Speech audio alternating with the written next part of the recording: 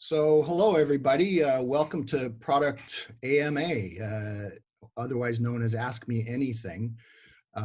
My name's Lee Garrison, and I've gotten together with Mark Silver and Dayton Pereira to kick this off. And we wanted to start this Product AMA initiative so that everyone's calendars had something scheduled on a daily basis. And that we're passionate about and could look forward to. So the format's going to be pretty simple. We're going to go for 1 hour, and the first half, 30 minutes or so, we'll lead with questions from whoever's the host. Today, I'm your host. And then we'll do another 30 minutes with your questions. And if you can ask those questions directly on Twitter using the handle @ProductAMA. Whoever's the host of the day will open with some background on the day's topic and then introduce the featured speaker or expert, as it were. And then our speaker will provide a short perspective on the topic, followed by a Q&A with the host. So the host will pick 5 to 10 questions that we can answer during the session. And if your question doesn't get answered in the session, then our plan is to try to answer all those questions directly on Twitter. So don't feel like you're shortchanged if we don't get time to answer your question. So to get in touch with us, it's best to DM us on Twitter, whether that's feedback or suggestions for a future topic or speaker. So today, our first topic is online marketplaces, and our featured speaker is Dayton Pereira. Dayton is the founder of Ready, Set, Go. It's a local UX and design consulting practice. Some of you may have met him up at the recent product camp. It was great to see you guys there, and I'm glad we're getting together virtually again so soon. So we're all familiar with the Uberizing of everything, and whether we've realized it or not, I'm sure all of us have at least purchased a product from one of the Amazon marketplace partners. And you probably also heard of Alibaba, which is a massive B2B marketplace which competes with Amazon for global e-commerce supremacy. So Dayton, I realize you're not building marketplaces anywhere near the scale of Amazon, but can you give us your perspective on the space and how your clients are leveraging marketplaces to disrupt and evolve their business models? So over the last couple of years, I've been involved in 3 marketplaces. I'm currently building one right now. And generally they come from, or they stem from brick and mortar companies that operate their business normally, and then discover that they have the ability to scale by adding an online middleware or intermediary to connect, multiple parties together and actually have that transaction online happen.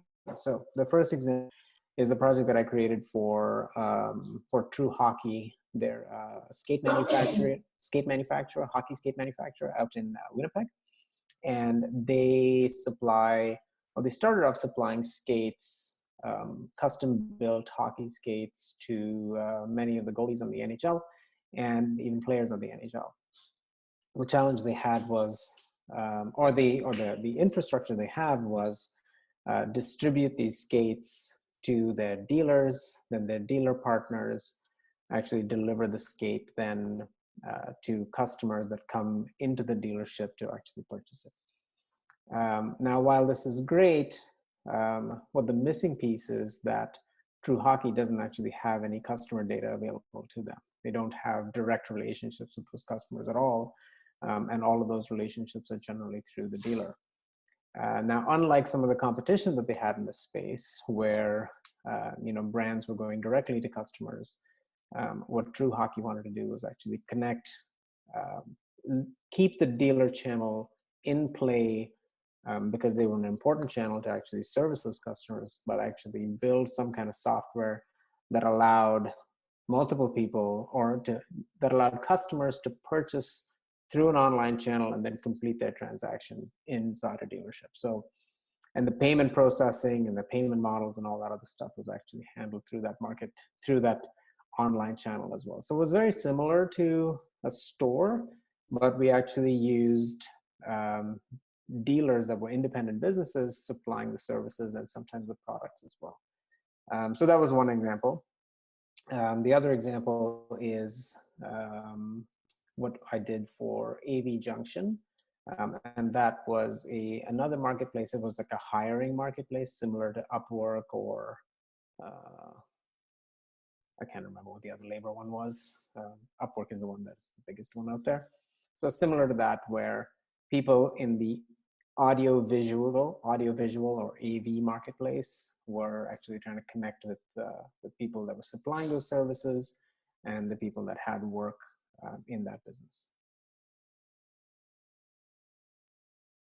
So those were the two places. Cool. And to answer the question around, what's happening is that businesses are starting to see the scale of online and then how they might actually use that scale to affect their own business, but also attract other businesses that are in a similar position as them, but maybe geographically disparate. Like, maybe there's a head office in Toronto that one company operates out of, but then there's, they can only service those customers in their geographical vicinity, but they may not be able to service customers in Ottawa. But if they had some kind of product that allowed them to get a partner in Ottawa to service the same types of customers, then a marketplace is a really good opportunity to do that. Mm-hmm. Mm-hmm. Yeah, and I would imagine we're going to see a real test of that in the current environment. Absolutely. For existing marketplace platforms to really see how well they can scale and respond to, to increases in demand. Without a doubt. Yeah, yeah. So tell us a little bit about the payment models. You mentioned that earlier, and what are sort of the payment models that are being used, and how do you as a platform get paid? So this is a really interesting question, and it's interesting in many ways because payments and capturing payments through marketplaces is actually quite complex. You've got to service both the end customer, the supplier, let's say the vendor, and the end user, and then you also have to make money for yourself as the platform. So in this case, myself would be the platform. So with many, well, like if you pick Skip the Dishes for example, their model is charge a commission to the restaurants, so that the price of food is relatively the same to the end customer, and then tips received from the customer somehow get shared by the platform. I'm not actually 100% sure, and I think DoorDash does something similar to that as well. So the complexity around payments is actually twofold, especially if you're building something in-house that's small. You're not DoorDash, you're not a massive VC that has billions of dollars or hundreds of millions of dollars backed by it. So we use Stripe Connect or Stripe for marketplaces, and we actually use two flavors of them. So for True Hockey, we actually used Stripe Connect by itself, and we used it out of the box. And we found the onboarding process for vendors actually quite complex. And quite frankly, they didn't like it. They didn't enjoy the experience. And when we went for AV Junction, we built the onboarding process, completely custom from Stripe APIs. That turned out to be better, but it was still quite a complicated thing to do. You've got to upload government ID, you've got to put your banking details, and you've got to do all of this other stuff, assuming that people will trust your platform in order to do all of those things before you can actually collect any money. So, in hindsight, my recommendation would be, before you start putting up all these methods for receiving payments and dispersing payments once you collect it from the end user, I would suggest that you trickle those kinds of things in by actually just sending out invoices, like the old school way, instead of asking people to onboard with all banking details and passports and stuff. It just makes it very, very complex. Mm-hmm. Payments is quite complicated. Mm. The other portion, this outside of the building of, of payment platforms and onboarding users, is the actual business model around it. And I think for marketplaces that are selling goods, the business model is pretty straightforward. It's commission on goods. You use something is listed from a vendor for $100, and you take a 10% commission or something like that. For example, Etsy, I believe, is between 9 and 11% in commissions. I can't remember. But when you're considering creating a marketplace for services or hiring people, this is where things get really, really interesting. And sorry, one second. Tamer, can you take that call somewhere else?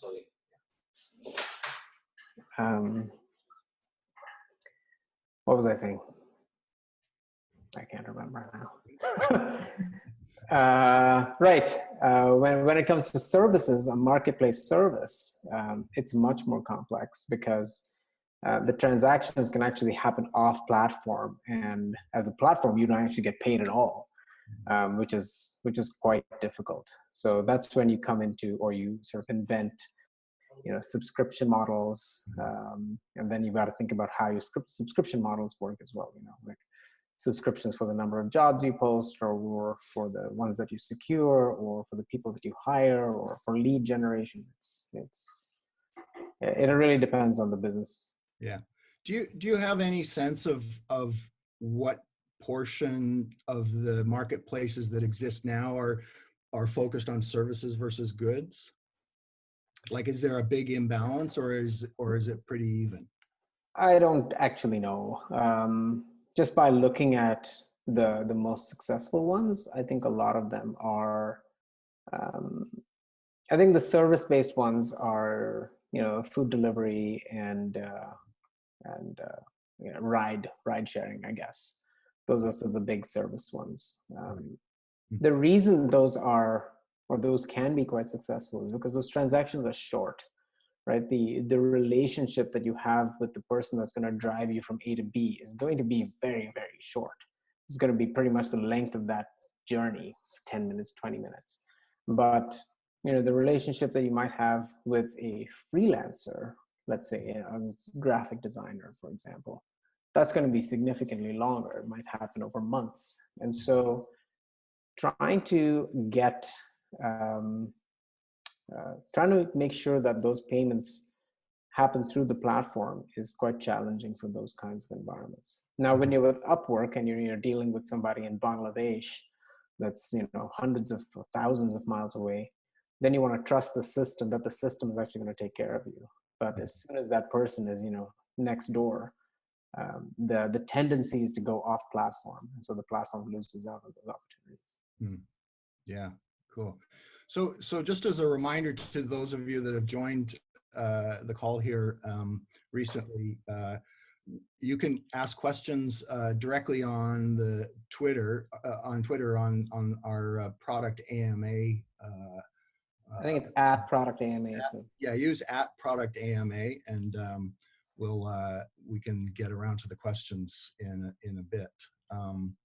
So Dayton, you've spent a lot of time doing UX design. When it comes to marketplaces, what are the critical things that in the customer journey that you think about, or you think people need to think about? So, and again, this has happened because we didn't pay too much attention to it ourselves. So it's sort of learned by trial by fire in my case. And you think a marketplace is just two-sided. Okay, I'm going to build something for the end user, and then I'm going to build something for the vendor, and that's enough. But there's actually a third really important role, which is the platform itself.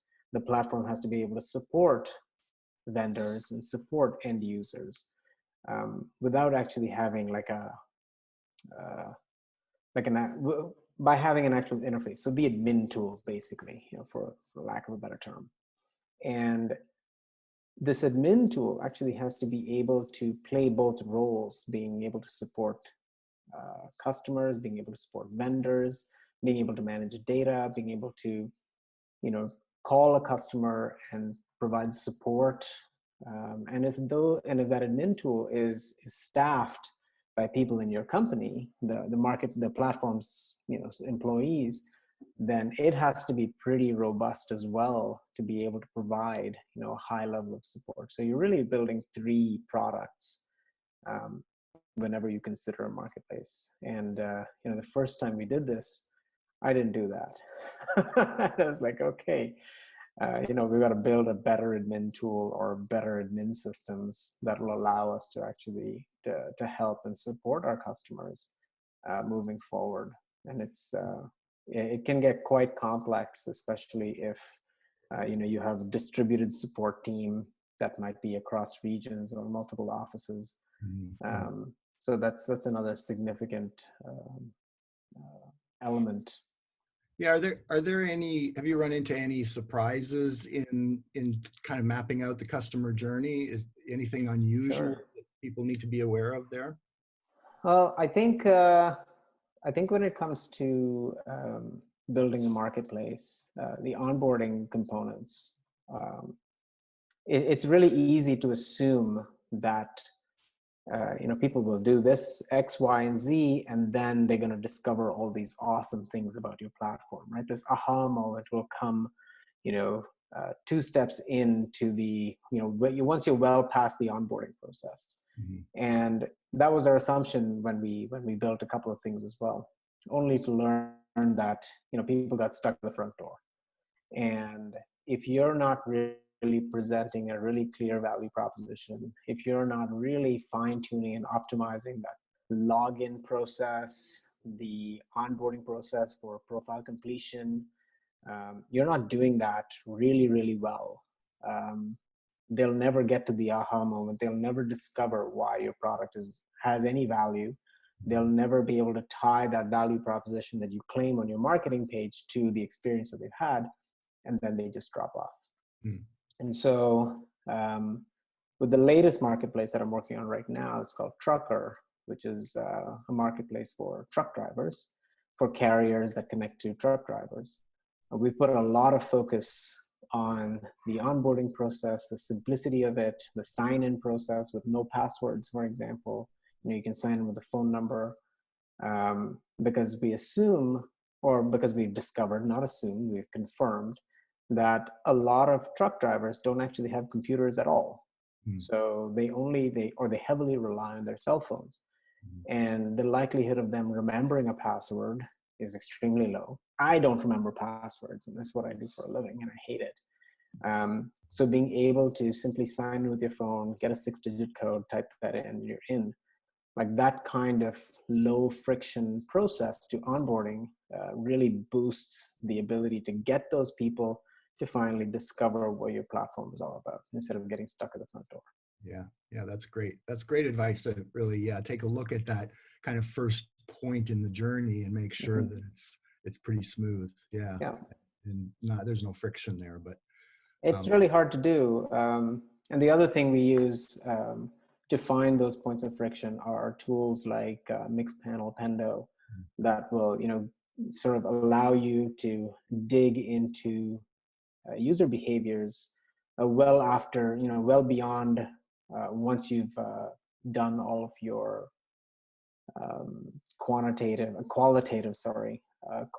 research. So you might have done your 5, 6, 7, 8 user interviews, and it's like, okay, yeah, people get through this process pretty quickly. But then once you actually build the product, you discover that qualitatively they did, because they made some assumptions during those interviews that they were going to get through this process pretty easily. But then you actually discover through analytics that no, they're actually getting stuck here or stuck there. And again, it's your job to really try to reduce those points of friction as much as possible. And every little thing counts. Yeah, one of the other things that comes up a lot with marketplaces, is that when you have the two sides, it's kind of a chicken and egg, right? So in your experience, how do you approach that? Like how much do you need of both sides, or do you start with one before the other? Like how do you navigate that? That's a great question. And I actually don't think that it's a chicken and egg. I think that there are some things that are easier to do than others. So for example, um, if one side of your marketplace is going to be significantly larger than the other, right? So let's say you have a vendor selling um, X goods and you have potential buyers buying those goods. Now, your one vendor in your marketplace um, could supply thousands of customers, right? So now let's say you have two vendors. Two vendors could supply 20,000 vendors or 20,000 customers. To get those two vendors significantly easier than getting 20,000 customers. 20,000 customers takes marketing, whereas two vendors take sales, right? So I think that's how you have to split your effort. Sales for those big clients that you know that can supply a lot of customers, and then a boatload of marketing for the other side where you need those customers. So the same was true for AV Junction, the same is true for Trucker, the same was true for True Hockey, where getting the people that supply the product, um, if it's a no-brainer for them, hey, I'm going to put your products on our platform, you've got to pay me a small commission, and then that's all you got to do. I mean, it's kind of a no-brainer. It's like there's very low risk, but to attract that vast number of people to actually change their current behavior from either walking in stores or making a phone call to buying on your platform, that's the hard part. Yeah. Yeah. No, yeah, I think, yeah, it makes sense, what you're saying, to start with the sort of supply side, Mm-hmm. but I can certainly imagine in more service oriented environments, Mm-hmm. that there is a bit of I kind of, think where it gets crazy in the service environment is where both sides of the marketplace are consumers. So let's take Upwork, for example, right? Mhm. In the case of Upwork, the buyer of services is pretty much in the same boat as the seller of those services, Mhm. right? They're not, the seller of the services is just it's still a one-to-one kind of seller, and the buyer is a one-to-one buyer. So in that case, it's heavy marketing on both sides, which is quite expensive. Which is why I like B2B marketplaces, because it's a lot, I think the chances of success are a lot higher, and if you can afford to make a few more mistakes, without losing your shirt. Interesting. Yeah. So what other sort of marketplace concepts have you heard of or thought about that we haven't seen yet? Like what advice would you give to anyone thinking of starting a marketplace? Are there any Well, models? what's interesting now is there's a couple of platforms actually. ShareTribe is one of them. That is it's like a WordPress of marketplaces. I haven't used it myself, but that's one. I think there's a couple of others whose daily emails I'm starting to get now because I sign up for everything, that are kind of interesting. You can take a look at the open source community as an example of marketplaces as well. I use Figma quite a lot, pretty much exclusively to build or design any of our products.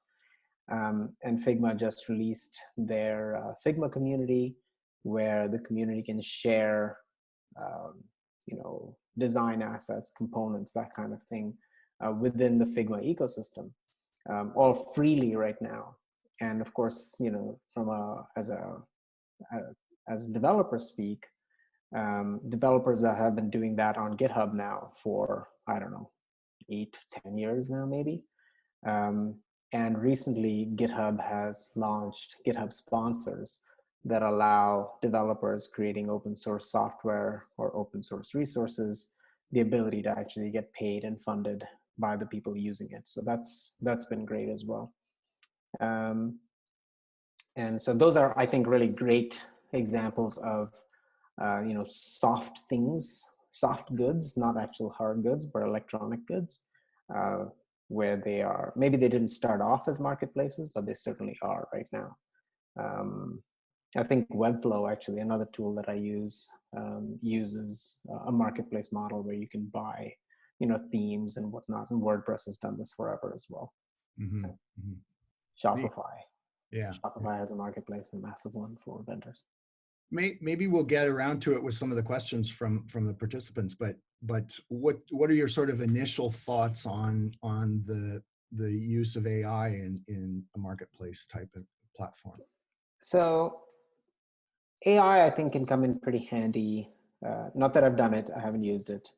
But I think it can come in pretty handy when it comes to making matches, or connecting A to B based on the demands of one or the other.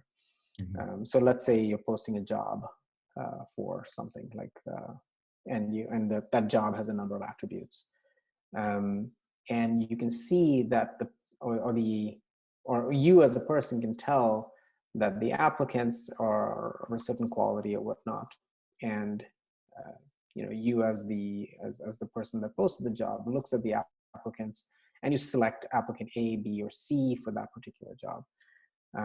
Now, an AI could start to learn your hiring pattern based on who you hire over time, or who gets hired for jobs like yours across the ecosystem of people posting the same job, and make better recommendations, um, by, instead of getting people to actually apply for those jobs, the AI could actually go out and say, hey, you person fit this profile really well based on what we've learned about who gets hired for these positions, and the likelihood of you actually securing this job would be X% or Y%. And I think that would be really interesting, that a machine actually goes out and recruits the people for you, and they end up being really great recruits based on the patterns that they've learned from the way that you do it yourself. Right. Yeah, That's I how think. I would see. Yeah. And I mean, there's a whole nother discussion about biases that get introduced with some of the data that's training it Oh, and of course, testing it. of But course. yeah, but And that again, you need volume in order for this to be refined, mhm, and you need, fallbacks and some kind of human intervention to make better decisions, or to sort of, normalize some of the decisions made. And maybe the AI recommendation is only that, it's a recommendation versus a decision. But I mean, yeah. Is there anything else you want to sort of talk briefly about in terms of general things around the marketplaces, before we turn it over to questions? Any other comments? mm, I just going back to the payment model one again. I think payment models, if you can, if a marketplace is something that you're actually building now or thinking of or considering, I think it's really imperative that you spend some time on the kind of payment methods that you have. Whether you're collecting money and then distributing it to various parties. If you're using Stripe versus other tools, I think Adyen is something that we're actually looking into. Make sure that you're always considering the transaction fees in your calculated income, because if you forget that that's 3% that's always going out, or 2.9%, your numbers will be very, very off. Yeah. It's easy. Interesting. Great. Well, thank you for the insights so far. And I'd love to turn it over to some of the participants to ask questions. Okay. If you have a question, give it to us on Twitter at ProductAMA.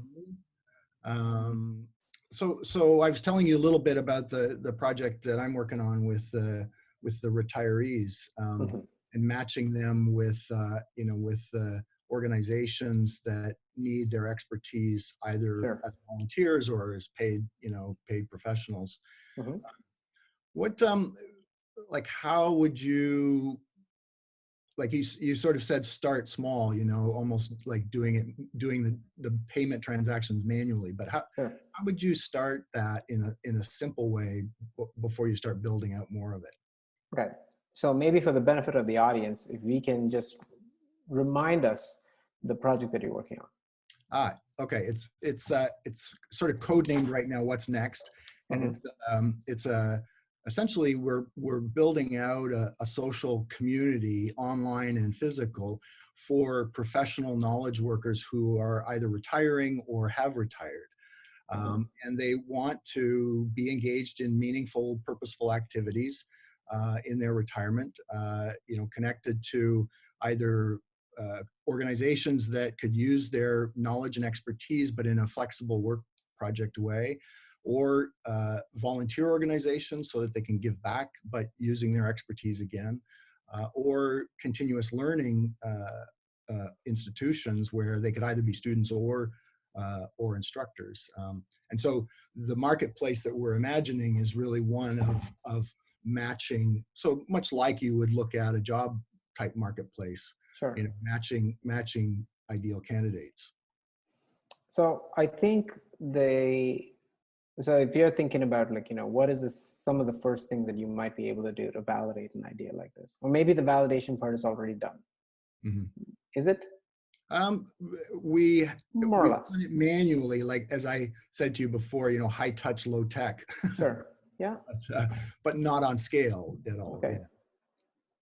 So I think what I might do is, let me think, maybe first get set up like a simple marketing website that's collecting registrations, Mm-hmm. just to try to find candidates, however is it, if it's Canada wide or maybe only Ontario or globally, I don't know, from both sides of your marketplace. I think what's important to understand from people that are looking for, so what is the demand? If I were to ask, is there a demand for knowledge workers that are outside of that, recently left the workforce because they're retired, or is the demand coming from those retired knowledge workers that are looking for something meaningful to do with their time? Which one is it? Both. It Both. really is both. And the issue is that there aren't good ways for them to find the opportunities or for the opportunities to find them. Okay. And so it's bringing them together into a marketplace that they can browse and, set their preferences and be Sure. matched with things that might make sense for them. In Sure. addition to, having peer discussions with other people in the same situation, right? Absolutely. What did they do successfully, et cetera? So I think what I would do is be the AI, Mm-hmm. right? So, or be the matching algorithm, where if you have, again, it's the collection of um, profiles or people that, let's call them retirees. Okay, so Mm-hmm. retirees, and I guess the other side would be called companies. Yeah. Would you say? Yeah. So basically, do the matching yourself as a like you, Lee, would actually do the matching, reading somebody's profile, and you're like, I think this person would be a great candidate for that business. Right. And then you do that manually. And if that's successful, then that matching, the system, concierge style, Mm-hmm. did the actual match. And then that person was placed with said company. And Yeah. then you do that until you just can't do it anymore, because Mm-hmm. that gives you enough validation that you should build something to replace yourself with, something a little bit more, with something more automated. Right. So I would take that approach. And again, I think my perspective is, collect those profiles of these retirees, try to create some kind of a form or a mechanism for them to go through an onboarding process that gives them, that's simple, that's straightforward, but is also rich enough that you can actually make good decisions for matching them with companies that desire their services. Yeah, and it goes back to what you said earlier about making sure that onboarding process is super smooth and frictionless. And the thing is that it's not always frictionless. So I'll give you an example. So truck driving, Mm-hmm. you can imagine that, if you're going to hire an individual to transport potentially hundreds of thousands of dollars worth of goods, that you want them to go through a list of checks and balances, right? Yeah. In order to do that. And turns out that it's absolutely true. And so the onboarding process, I think we have like 4, 5, 6 steps in the onboarding process. You know, like your driving record and like your license types and the kinds of things that you can do, and like there's like 3 types of driving records, a number of driving tests if you're actually driving, if you have like an AZ license. So it's quite in depth. Right. But then we have mechanisms in order to keep pulling you back to say, okay, you know, you've completed steps 1 of 2. It's been a week. We'll send out a notification to come back and remind you, hey, you know, complete step 3 or step 4 or whatever it is like that. And we try to continue to draw those people in. Yeah. Cool. So onboarding isn't like a one-step or continuous process. You might have breaks in it, and it takes a long time. Sure. I think there was somebody with their hand raised, but Hey Jay, hi. Hey, Jay. Hi everyone. Hi Dayton, Lee, Mark. Thanks for putting this on. I really appreciate it. Hey, no problem. Dayton, I wanted to follow up on what you were saying just now about Lee's retiree marketplace. Sure. I think your second point about BVAI, I'm wondering what if the that whole matching function is considered to be unfair. So the vendor has to find the customer in sort of an organic way. What will be your second step in that case? Okay, so maybe you can explain to me the unfair part. Help me understand. So maybe in the case of so using Lee's case where there's a retiree looking for sort of a position, maybe you know, you want to give each retiree equal opportunity to access all of the positions. And so if there was a matching function, that might be seen as unfair to one retiree over another. Sure. They needed to be able to find each other in an organic way. Okay, so I think, so again, that's really, you know, how you design the matching component itself. So for example, you could, your matching algorithm might give you one exact match. You know, this is 100% excellent candidate based on all of these properties. But it really comes down to, did that person, the retiree themselves, want to be matched to that company? So that's the one way of looking at it. The other side is, did the company that received the match want to end up actually hiring that person? Now that you have to make that decision really based on your algorithm returning only one response. But you could also design it so that it's a little bit more fair, or a lot more fair, giving you a set of results that isn't just one. Maybe the results are 10 or 12 or 15.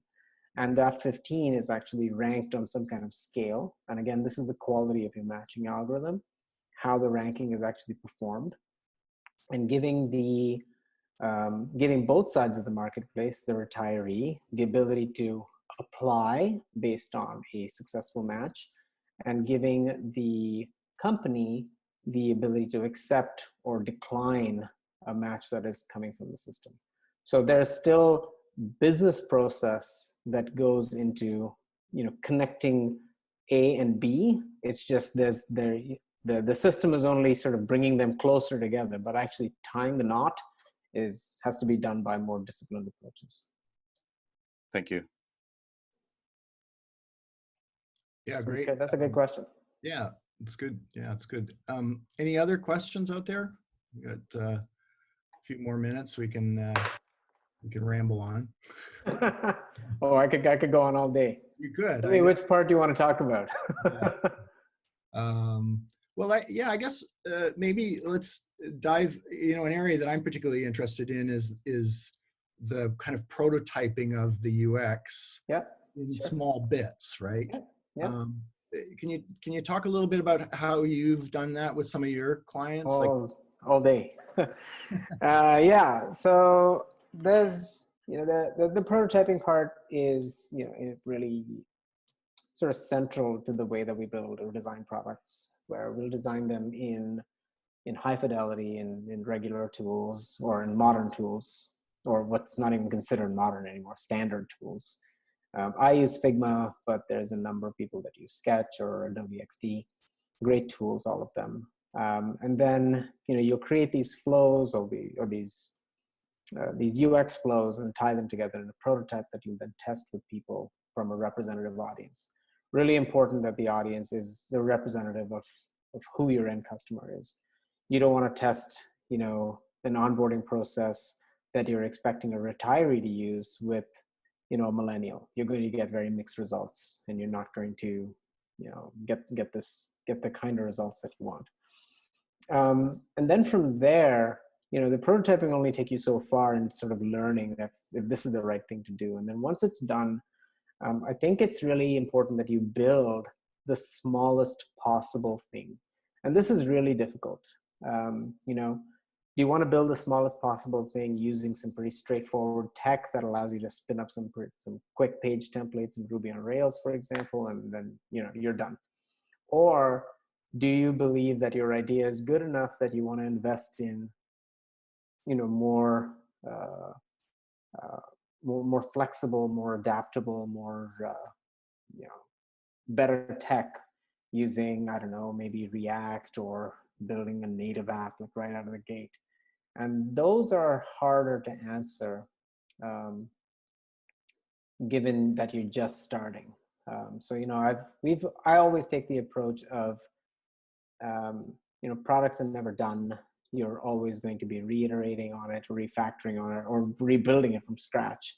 But did you do enough to get you to that first dollar right out of the gate? And did you build something using the right tech stack that got you there the fastest possible way that you could learn something? I don't know if I answered your question. Yeah, no, I agree with that. I think, there's no cookie cutter approach, right? It's about how much are you prepared to invest, Exactly. risk, and if you're not prepared to, invest that much, then you need to be validating, right? Before you start. Yeah, absolutely. So, but the next question then is, in order to validate, we need to measure. Mm-hmm. And at what point I presume you should always be building measurement into your tests. Yep. Any recommendations on how to do that early on? I really think it's about setting up your goals. Again, there's no cookie cutter sort of KPI that you can just drop into any product and say, yeah, we need to address this. Mm-hmm. It's about saying, okay, if you're building a marketplace for the first time and you're saying, will they come? No, let's just not build it and they will come. Taking that approach too is a terrible idea. Maybe build something really small and then attract them and then lure them in. And it sounds really bad, but lure them in and then convince them that this is actually something good by building the smallest possible thing that you can build. And that's not always very small. That's another important thing. Like, a lot of times we think that an MVP is something really tiny. But, when you build an MVP, and let's say the job is to replace a business process that has been done by paper for decades. That MVP has to replace all of the paper. Otherwise, it's not an MVP. Otherwise, you're just doing one small portion of that paper process, and you can't actually count it as that. And so the measurement there would be, well, okay, did you successfully, can each person using this tool successfully replace the paper version? And in doing so, can they do it quicker, more efficiently? Can you capture all the errors that they might have missed in the paper version? And can you add all of these things? And if you can, then those are the measurements that you're going to put in place when you're doing some kind of a transformation from paper to digital, for example. And the same is true for a marketplace perspective as well. It's like, what is the smallest thing that you can actually count that would look like success before you can move forward and add more stuff or ask for more money from your investors or whoever it is. Ultimately, least some kind of conversion, you know, of a step in the customer journey, right? Or the buyer. Absolutely. Okay, cool. So, so like good product people, share your, share your feedback or future topic ideas by, messaging us on the Twitter at Product AMA. Tomorrow at 3 p.m. Eastern, we're going to bring on Michael Lieberman of TrialFire and talk about customer journey analytics. So follow us on Twitter at Product AMA for the link to tomorrow's Zoom meeting. I think, did Jay have another question, or is that an applause? Just saying thanks, guys. Thanks, buddy. I appreciate you sending some. Yeah, great. Okay. Thanks, Jay. So get on Twitter, let us know what you think, and enjoy the rest of your day, and please stay healthy. Absolutely. Thanks, everybody. See ya.